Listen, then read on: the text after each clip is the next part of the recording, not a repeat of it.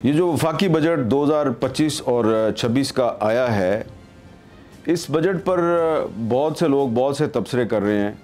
हुकूमत इस बजट को बहुत अच्छा बजट करार दे रही है। वज़ीर ख़ज़ाना औरंगज़ेब साहब का कहना जी कि ये जो बजट है इसमें जनाब बहुत इनकलाबी इक़दाम किए गए हैं और महंगाई जो है वो कंट्रोल हो जाएगी। लेकिन जो आम आदमी है वो खुश नज़र नहीं आ रहा और जो इसका ओवरऑल जो फीडबैक है बजट के बारे में वो हमें काफ़ी नेगेटिव नज़र आ रहा है। बज़ाहिर इस बजट में कुछ इक़दाम ऐसे किए गए हैं जो कि वक्त की ज़रूरत थी और उस पर किसी को एतराज़ भी नहीं है। मिसाल के तौर पे जो सरकारी मुलाजमीन की तनख्वाहों में इजाफ़ा किया गया है उस पर किसी को कोई एतराज़ नहीं है। पहले ही जो मुलाजमीन हैं उन पर इतना बोझ है और अगर वो जो मुलाजमीन है उनकी तनख्वाहों में इजाफ़ा किया गया तो इसका मतलब है हुकूमत को पता है कि महंगाई में इजाफ़ा हुआ है, इसीलिए मुलाजमीन की तनख्वाहों में इजाफ़ा किया गया है। तो वो जो वज़ीर ख़ज़ाना साहब कहते हैं ना जी कि हमने तो महंगाई जो है उसको कम कर दिया है, तो एक तरफ वो कह रहे हैं हमने महंगाई कम कर दिया है, दूसरी तरफ कह रहे हैं जी कि सरकारी मुलाजमीन की तनख्वाहों में हम इजाफ़ा कर रहे हैं। इसका मतलब ये है कि वो अपनी बात की खुद ही तरदीद कर रहे हैं कि आपने सरकारी मुलाजमीन की तनख्वाह इसलिए बढ़ाई है क्योंकि आपको पता है कि महंगाई में इजाफ़ा हुआ है। लेकिन बजट में और इकनॉमिक सर्वे में आप बता रहे हैं कि जी महंगाई जो है वो कम हो गई है। और जो वर्ल्ड बैंक की एक हालिया रिपोर्ट है वो तो साफ कह रही है कि 44.7% जो पाकिस्तान में गुर्बत है वो बढ़ गई है। तो सरकारी मुलाजमीन की तनख्वाह में इजाफ़ा किया, ये बहुत अच्छा किया है। डिफेंस बजट जो है उसमें इजाफ़ा किया गया है।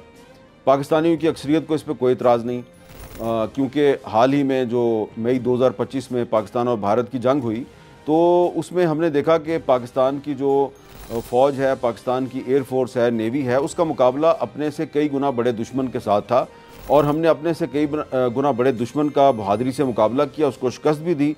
और अब हमें ज़रूरत है मज़ीद मॉडर्न हथियार चाहिए। इसके लिए अगर डिफेंस बजट में इजाफ़ा किया गया है तो उसमें किसी को कोई एतराज़ नहीं है। लेकिन इस बजट में कुछ इक़दाम ऐसे किए गए हैं जिससे कोई अच्छा मैसेज नहीं गया। मिसाल के तौर पे प्राइम मिनिस्टर हाउस और प्रेसिडेंट हाउस के जो खर्चे हैं वो बढ़ाए गए हैं, उनमें इजाफा किया गया है। ये खर्चे जो हैं इनको कम करने की ज़रूरत थी। एक तरफ आप कह रहे हैं कौम को कि आप जी बचत करें और आप फजूल खर्ची ना करें, दूसरी तरफ आप प्राइम मिनिस्टर हाउस और प्रेसिडेंट हाउस के खर्चे जो हैं उनमें इजाफा कर रहे हैं, उनके अखराजात में आपने इजाफा किया है। फिर कुछ अर्सा पहले तक वज़ीर आज़म साहब कह रहे थे कि जी solar is the name of the game, और वो कह रहे थे जी कि जो सोलर एनर्जी है उसके ज़रिए पाकिस्तान में इनकलाब बर्पा हो सकता है। उसके बाद लोग जो हैं वो सोलर पैनल की तरफ चले गए क्योंकि उसकी बहुत सी वजूहात थी। एक तो हुकूमत जो है वो इनकरेज कर रही थी, दूसरे बिजली की बहुत लोड शेडिंग होती थी, बिजली महंगी हो गई थी तो लोग सोलर की तरफ चले गए। लोगों ने अपने घरों पे सोलर पैनल लगाने शुरू कर दिए। सोलर पैनल्स की वजह से जो किसान हैं उनको भी कुछ फ़ायदा हुआ, आम आदमी को भी बहुत फ़ायदा हुआ। लेकिन अब हुकूमत ने इस बजट में क्या किया है कि जो सोलर पैनल्स हैं उनकी इंपोर्ट पर 18% ड्यूटी आयद कर दिया, जिससे कि सोलर पैनल महंगा हो जाएगा। ये अब क्यों किया गया है? ये कोई माने या ना माने, ये इसलिए किया गया है कि हुकूमत ने ये देखा कि ये जो पब्लिक है ये तो बड़ी समझदार निकली, ये तो खुद ही बाज़ार से सोलर पैनल ख़रीदते हैं, घर की छत पे लगाते हैं, और जो हम इनको महंगी बिजली फ़रोख्त कर रहे थे ये वो बिजली नहीं ख़रीदते और इन्होंने अपनी बिजली का इंतज़ाम खुद ही कर लिया है। तो ये जो अवाम की खुद इन्हिसारी थी ये हुकूमत को पसंद नहीं आई, तो उनको दोबारा सरकारी इदारों से बिजली ख़रीदने पर मजबूर करने के लिए सोलर पैनल महंगा कर दिया गया। ये अब आप माने या ना माने, असल में आपने यही किया है। और हम जानते हैं कि आप चाहते हैं कि ये जो डिस्कोज़ हैं, ये जो बिजली बनाते हैं, ये बिजली आवाम ख़रीदें और ख़रीदें भी महंगे रेट पर, और इसलिए आपने सोलर पैनल महंगे कर दिए हैं।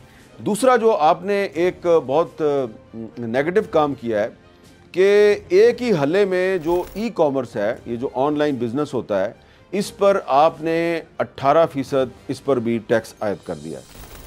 अब इसमें बज़ाहिर आप कह रहे हैं जी कि ये जो है वो बड़े आइटम्स पर लगाया गया है, लेकिन इसका ओवरऑल इम्पैक्ट क्या आएगा?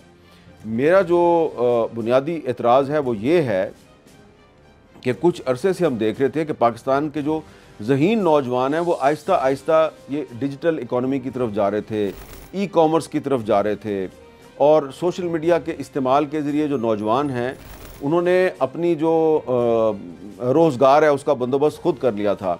हमने बहुत से पाकिस्तान में ऐसे तालीमी इदारे देखे जहाँ पर के हमने देखा कि जो स्टूडेंट्स हैं वो पढ़ाई के साथ साथ उन्होंने छोटा मोटा एक डिजिटल बिज़नेस शुरू कर दिया, ऑनलाइन बिज़नेस शुरू कर दिया और उस पर वो अपनी पढ़ाई का ख़र्चा भी निकाल रहे हैं और उससे उनको फ़ायदा भी हो रहा है। वो जो अपने वालिदैन हैं उनका बोझ भी शेयर कर रहे हैं। तो अब एक ही हल्ले में उन सब पर भी टैक्स लगा दिया गया है। और कुछ पाकिस्तान में पब्लिक सेक्टर में ऐसे तालीमी इदारे हैं, इस्लामाबाद में ऐसे तालीमी इदारे हैं जहाँ पर के अब स्टूडेंट्स को एंटरप्रेन्योर बनने की तरबियत दी जाती है। उनसे कहा जाता है कि आप डिग्री में इंटरेस्ट ना लें, आप एंटरप्रेन्योर बने। और डिग्री उनको उस वक्त मिलती है जब वो खुद ये ऑनलाइन बिजनेस के ज़रिए अपने आप को एंटरप्रेन्योर बना लेते हैं। तो अब वो जो स्टूडेंट्स हैं जो कि अपनी एक तालीम के तरीक़ाकार के तहत एंटरप्रेन्योर बनने के लिए वो एक ऑनलाइन बिज़नेस कर रहे हैं, तो उन पर भी आपने टैक्स लगा दिया है और इससे उनकी हौसला शिकनी होगी। और सबसे जो इम्पॉर्टेंट बात है वो ये है कि ये जो ई कॉमर्स पर आपने टैक्स लगाया है इसका फ़ायदा किसको पहुँचाना चाह रहे हैं आप? रिटेलर्स को। और रिटेलर्स कौन है? जो खुद टैक्स नहीं देते। इस पूरे बजट में जो परचून फरोश है, जिनको आप छोटा ताजर तबका कहते हैं, वो बज़ाहिर तो छोटे ताजर होते हैं, लेकिन आप देखें कि पाकिस्तान के तमाम बड़े शहरों की जो मार्केटों में जो छोटी छोटी दुकानों वाले लोग हैं वो रोज़ाना लाखों रुपए का कारोबार करते हैं और उनकी जो माहाना आमदनी होती है वो करोड़ों रुपए में होती है, लेकिन टैक्स वो बिल्कुल मामूली सा देते हैं और उनको आप रिटेलर्स कहते हैं। हमारी कोई उनसे ज़ाती दुश्मनी तो नहीं है, लेकिन हम ये चाहते हैं कि अगर आलमी बैंक जो है वो आपको कहता है कि अपना जो टैक्स नेट है आप उसमें एक्सपेंशन करें, तो उस टैक्स नेट में आप इन रिटेलर्स को भी तो लेके आए ना। उन पर तो आप टैक्स नहीं लगाते। जब भी कोई हुकूमत जो है, और ख़ास तौर पे मुस्लिम लीग नून की जो हुकूमत है, वो इन रिटेलर्स पर परचून फरोशों पे टैक्स लगाने की कोशिश करती है तो उसका रास्ता रोक दिया जाता है। और इस बजट में तो हमें बिल्कुल भी नज़र नहीं आ रहा। तो लोगों की क़ुव्वत ख़रीद जो है वो पहले ही कम है। और अब अगर पाकिस्तान के जो नौजवान हैं वो ई कॉमर्स के ज़रिए, ई बिज़नेस के ज़रिए को थोड़ा बहुत अपने रोज़गार का बंदोबस्त कर रहे थे, तो रिटेलर्स को फ़ायदा पहुँचाने के लिए आपने उन स्टूडेंट्स पर भी और उन नौजवानों पर भी आपने टैक्स लगा दिया है।